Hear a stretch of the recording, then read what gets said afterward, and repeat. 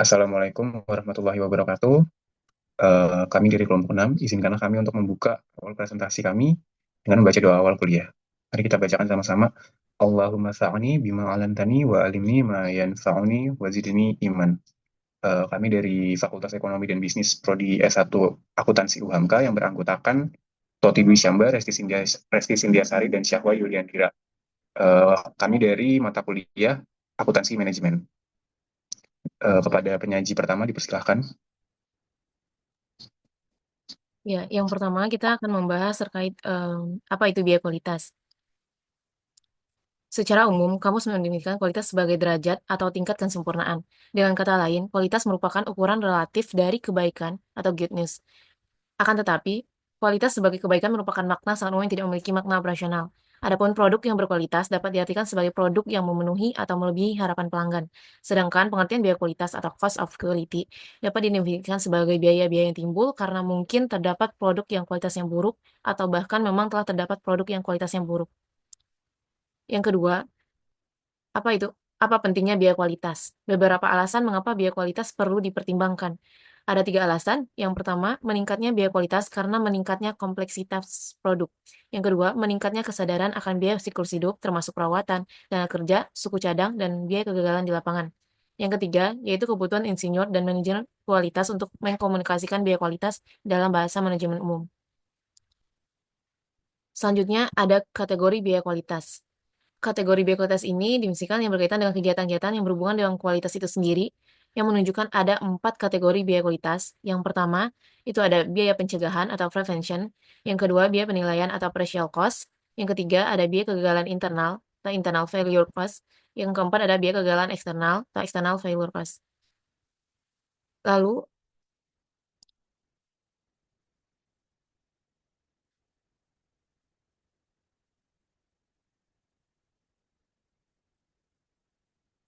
dalam hal ini, ada 8 dimensi produk terkait dengan biaya kualitas. Yang pertama itu ada kinerja atau performance, yang kedua ada estetika atau estetik, yang ketiga kemudahan perawatan dan perbaikan atau serviceability, yang keempat ada fitur atau feature, yang kelima ada keandalan reliability, yang keenam tahan lama durability, yang ketujuh kualitas kesesuaian quality of conformance, yang kedelapan kecocokan penggunaan atau fitness for use.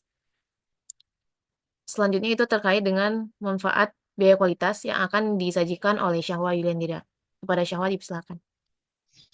Oke, selanjutnya itu ada manfaat biaya kualitas. Berbagai manfaat laporan biaya kualitas dalam beberapa poin antara lain yang pertama adalah mengidentifikasi peluang laba, penghematan biaya dalam meningkatkan laba. Yang kedua itu ada mengambil keputusan capital budgeting dan keputusan investasi lainnya. Yang ketiga itu ada menekan biaya pembelian dan biaya yang berkaitan dengan pemasok. Yang keempat itu ada mengidentifikasikan pemborosan dalam aktivitas yang tidak dikehendaki oleh pelanggan. Yang kelima itu ada mengidentifikasikan masalah kualitas dan adanya sistem berlebihan. Yang keenam itu ada menentukan apakah biaya-biaya kualitas telah didistribusikan secara tepat. Yang ketujuh, penentuan tujuan dalam anggaran dan perencanaan laba. Yang kedelapan itu ada sebagai alat untuk mengukur perbandingan antara input dengan output.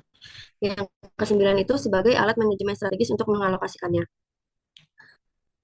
Next. Di sini juga ada metodenya mengukur biaya kualitas. Dalam pelaksanaannya ada beberapa metode yang dapat digunakan untuk mengukur biaya kualitas tersebut. Yang pertama itu ada metode penggali, multiple metode. Metode penggali ini mengasumsi bahwa total biaya kegagalan merupakan hasil pengalian dari biaya-biaya kegagalan yang terukur. Yang kedua itu ada metode penelitian pasar. Dengan metode penelitian pasar ini digunakan untuk meneliti dampak kualitas yang buruk terhadap penjualan dan pangsa pasar.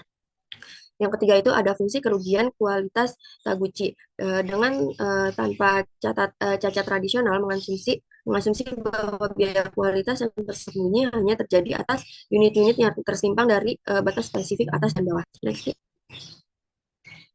Di sini juga ada cara pelaporan informasi biaya kualitas. Langkah pertama dan yang paling sederhana yang perlu dilakukan dengan menciptakan sistem pelaporan informasi biaya kualitas adalah menilai biaya kualitas aktual saat ini. Yang pertama itu ada laporan biaya kualitas, yang kedua itu ada biaya kualitas. Fungsi biaya kualitas ini dibagi menjadi dua. Yang pertama pandangan kualitas yang dapat diterima, yang kedua itu pandangan cacat nol. Lalu selanjutnya itu ada sifat dinamis biaya kualitas, lalu manajemen berbasis kegiatan dan biaya kualitas optimal. Yang selanjutnya itu ada analisis tren. Nah, di sini juga ada pengelompokan biaya kualitas dan produktivitasnya. Contoh pengelompokan biaya kualitas yang dilihat pertama dari pencegahan. Maaf, yang pertama itu dari pencegahan. Pencegahan ini ada 4, yaitu pelatihan kualitas, pendesainan kualitas, yang ketiga itu ada perekayasaan keandalan, yang keempat itu ada pengujian model. Nah, kalau dari sisi penilaian ini ada review desain, inspeksi bahan, pengujian keandalan, inspeksi mesin, pengujian laboratorium, dan ekspektasi proses. Nah, kalau misalnya kita lihat dari kegagalan internal ada beberapa contoh pengelompokannya yaitu bahan sisa, perbaikan, pengerjaan ulang, kemacetan produksi, kerusakan mesin, pembuangan limbah. Nah, yang terakhir ini ada kegagalan eksternal yang ada beberapa poin dari kegagalan eksternal ini. Yang pertama itu ada biaya garansi, penggantian produk, komplain pelanggan, penarikan produk, lalu kewajiban dua terkait produk, lalu kehilangan penjualan dan kehilangan pangsa pasar. Next nih. Untuk selanjutnya ini dilanjutkan oleh Toti Syamba. Baik, terima kasih. Resi Sintiasari dan Syahwal Yuliandira. Di sini saya akan melanjutkan contoh studi kasus dalam biaya kualitas itu sendiri. Nah, kita kan tadi udah jelasin tuh di awal, mulai dari definisi, terus pengertian-pengertian, dan lain sebagainya. Dan di sini kita pengen ada studi kasus dalam apa yang kita sudah paparkan sebelumnya. Nah, di sini kita punya contoh pada tahun 2008, Cherry Company memulai sebuah program perbaikan kualitas yang mencakup berbagai upaya untuk mengurangi jumlah unit yang cacat saat produksi. Nah, pada akhir tahun, laporan manajer produksi mengungkapkan adanya penurunan sisa bahan baku dan pengerjaan ulang. Direktur utama perusahaan tersebut mendengar jumlah pengerjaan ulang menurun sebagai bukti dari adanya perbaikan yang real. Nah, dalam membuat penilaian yang berkaitan dengan perbaikan yang dialami oleh perusahaan, maka data keuangan tahun berjalan dan tahun sebelumnya dikumpulkan sebagai berikut. Nah, di sebelah kanan ini disajikan tabel pada tahun sebelumnya yaitu 2007 dan tahun berjalan yaitu tahun 2008, di mana penjualan sama-sama 10 juta dolar dan nilai kisah bukunya adalah pada tahun 2007 itu 400 ribu dolar, sedangkan tahun 2008 adalah 3.000 dolar. Nah, untuk pengerjaan ulangnya itu pada tahun 2007 sangat besar, yaitu 600 ribu dolar, sedangkan tahun 2008 itu mengalami penurunan yaitu 400 ribu dolar atau berkurang 200 ribu dolar, yang artinya ada peningkatan atau perbaikan dalam itu ya. Nah, berarti pemeriksaan produknya pada tahun 2007 itu ada di angka 100 ribu dolar dan 2008 120 ribu dolar. Kenapa ada peningkatan tahun 2008? Karena kan biaya quality cost itu kan pasti harus dipantau gitu ya. Nah, berarti di sini akan ada sedikit tambahan dana sekitar 25 ribu dolar untuk pemeriksaan produk agar mengurangi dari quality cost yang gagal produksi itu tadi. Nah, untuk garansi produknya itu menurun karena kan kita tahu nih kualitasnya itu kan bakal meningkat ya. Berarti kan akan tahun 2008 itu atau tahun berjalan itu akan meringkas biayanya sekitar 200 ribu dolar. Nah, kita bisa lihat di tabel garansi produk nih. Tahun 2007 itu 800 ribu dolar, sedangkan tahun 2008 itu 200 ribu dolar, 100 ribu dolar gitu kan. Nah, berarti kan tadi sudah saya jelaskan turun 200 ribu dolar.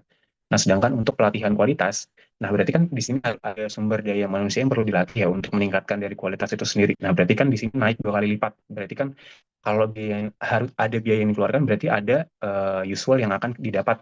Nah, melalui pelatihan kualitas ini sebanyak 2 kali lipat. Pada tahun 2007 itu totalnya hanya 4.000 dolar, sedangkan pengalokasian dana untuk pelatihan kualitas pada tahun 2008 itu 80.000 dolar, yang artinya meningkat 2 kali lipat.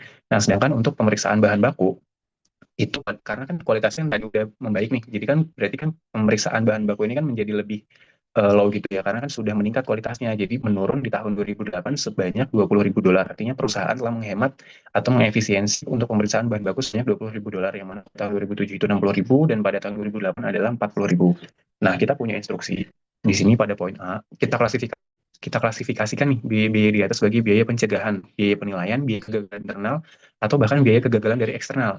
Nah, sedangkan untuk poin B, kita diminta untuk menghitung berapa besarnya biaya kualitas sebagai persentase dari penjualan untuk setiap tahunnya. Nah, berapa banyak pertambahan laba yang disebabkan oleh peningkatan dari kualitas itu sendiri. Kita pengen tahu nih berapa laba yang dihasilkan dari peningkatan kualitas yang kita lakukan gitu untuk si Carry Company pada tahun 2008. Nah, dengan asumsi biaya kualitas yang dapat ditekan menjadi 2,5%. Nah, 2,5% dari penjualan. Nah, 2,5% ini didapat dari mana? 2,5% ini didapat dari pertimbangan dari pihak manajemen internal. Dan itu dari pertimbangan dari faktor-faktor lain gitu ya. Mulai dari inflasi dan lain sebagainya. Nah, maka kita dapat menghitung pula atau kita diminta hitung pula banyaknya tambahan laba yang dihasilkan melalui perbaikan dari kualitas. Nah, kita punya asumsi anggaplah besarnya pendapatan dari penjualan yang tetap itu sama atau 10 juta dolar gitu untuk pada poin yang pertama yang di tabel. Nah, sedangkan yang di poin C, kita diminta untuk susun laporan biaya kualitas pada tahun 2008. Oke. Selanjutnya saya akan menjelaskan terkait dari penyelesaian dari contoh soal atau studi kasus tadi. Nah, penyelesaiannya sebagai berikut. Pada poin A dan B itu adalah jawaban dari permintaan, sedangkan pada poin C adalah juga jawaban dari permintaan yang pada studi kasus sebelumnya. Nah, pada poin A ini kita klasifikasikan dulu nih yang tadi dari berbagai tabel yang di slide sebelumnya. Nah, kita klasifikasikan untuk biaya-biaya kualitas sebagai berikut. Nah, ada biaya penilaian, ada biaya pencegahan, biaya kegagalan internal, dan juga ada biaya kegagalan dari eksternal. Nah, yang mana adalah biaya penilaian, klasifikasinya adalah atau memiliki pengertian biaya pemeriksaan produk dan juga pemeriksaan bahan baku. Nah, untuk biaya pencegahan sendiri adalah biaya pelatihan khusus. Nah, biaya kegagalan internal adalah biaya sisa bahan baku dan pengerjaan ulang. Nah, biaya kegagalan eksternal yaitu biaya garansi produk dari pihak eksternal. Nah, sedangkan untuk poin B, pada tahun 2007 atau tahun sebelumnya, di mana besarnya total biaya kualitas adalah 2 juta, sedangkan besarnya persentase dari penjualan adalah 20%. 20% ini didapat dari pihak manajemen. Nah, maka didapat perhitungan sebagai berikut, 20 juta dolar dibagi dengan 10 juta dolar. 10 juta itu dapat dari penjualan yang tabel tadi. Nah, adapun pada tahun 2008 atau tahun berjalan, besarnya total biaya kualitas adalah 1.545.000 dolar. Nah, besarnya persentase dari penjualan adalah 15,45%, yang mana 1.545.000 dolar ini dikonvert menjadi persentase atau 15,45. Nah, maka didapat perhitungan 1.545.000 dolar dibagi dengan penjualan atau 10 juta dolar. Nah, maka dengan demikian labanya akan meningkat sebesar 45.000 dolar. Apabila biaya kualitas turun menjadi 2,5% dari penjualan, maka dimungkinkan adanya tambahan laba sebesar 1.295.000 dolar didapat dari 1.545.000 dolar dikurangi 250.000 dolar. 250.000 dolar ini adalah didapat dari perhitungan sebelumnya. Nah, sedangkan untuk yang poin C ini, kita diminta untuk membuat laporan biaya kualitas produksi untuk tahun 2008. Kita bisa lihat di sebelah kanan, untuk biaya pencegahan sendiri memiliki item sebagai biaya kualitas yang sudah dijelaskan sebelumnya di poin A tadi. Nah, itu ada di 80.000 dolar atau persentasenya hanya 0,80%. Nah, untuk biaya penilaian sendiri itu memiliki item pemeriksaan produk, pemeriksaan bahan baku. Nah, itu memiliki masing-masing item untuk pemeriksaan produk 125.000 dolar. Nah, untuk pemeriksaan bahan baku 40.000 dolar, yang mana ditambah menjadi 165.000 dolar atau dikonvert menjadi 1,65%. Nah, untuk biaya kegagalan internal, di mana mencakup nilai sisa buku, pengerjaan ulang, nah itu akan dikalkulasikan menjadi masing-masing itu menjadi 300.000 dolar dan 400.000 dolar yang dikalkulasikan menjadi 175.000 dolar atau 1,75%. Nah, untuk biaya kegagalan eksternal itu 6 sama nih untuk garansi produknya yaitu 600.000 dolar, maka hanya 6%. Nah, untuk total keseluruhan biaya kualitas itu sendiri yang di poin kanan hasil kalkulasi itu sebesar 1,54 juta dolar atau 15,45 yang sudah dijelaskan di poin B tadi. Begitu, boleh dilanjut. Nah, untuk dampak kita kan udah ngejelasin ya dari mulai dari klasifikasi dan lain sebagainya, terus dari studi kasus. Nah, kita pengen tahu apa dampak biaya kualitas terhadap perusahaan. Nah, pasti kan ini didapat dari pengambilan keputusan ya. Nah, pentingnya manajemen biaya kualitas dalam meningkatkan kinerja perusahaan, yang mana kita dapat poin-poinnya yaitu biaya kualitas merupakan semua biaya yang dikeluarkan oleh perusahaan untuk memastikan produk atau layanan memenuhi standar dari kualitas yang ditetapkan. Nah, sedangkan untuk kualitas yang buruk atau tidak terkelola dengan baik dapat berdampak langsung pada kinerja perusahaan, baik dari segi finansial, reputasi, maupun berkelanjutan. Nah, dampak dari biaya kualitas terhadap perusahaan itu apa sih? Kita punya 4 poin di sini. Yang pertama adalah peningkatan biaya operasional, dan yang kedua adalah penurunan reputasi dan loyalitas pelanggan. Nah, untuk peningkatan biaya operasional itu, kegagalan dari kualitas menyebabkan pengeluaran tambahan untuk perbaikan, jelas dong. Maka klaim pelanggan dan pemborosan dari produksi. Nah, sedangkan untuk penurunan reputasi dan loyalitas pelanggan, nah ini udah jelas banget nih, produk cacat atau layanan buruk dapat merusak citra merek dan menurunkan kepercayaan pelanggan dan mengurangi loyalitas dari pelanggan untuk membeli atau menggunakan jasa dari perusahaan.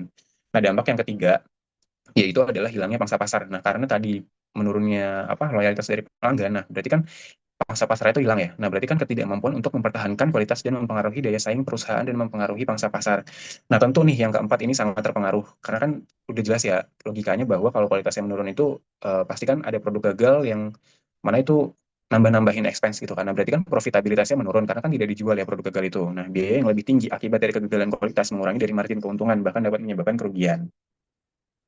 Nah, semoga ada manfaat yang dapat diambil dari presentasi kelompok 6 ini. Izinkanlah saya menutup doa perkuliahan. Subhanallahumma wa bihamdika asyhadu alla ilaha illa anta astaghfiruka wa atubu ilaik. Alhamdulillahirabbil alamin. Semoga yang singkat ini ada manfaatnya. Kurang lebihnya mohon maaf. Wassalamualaikum warahmatullahi wabarakatuh.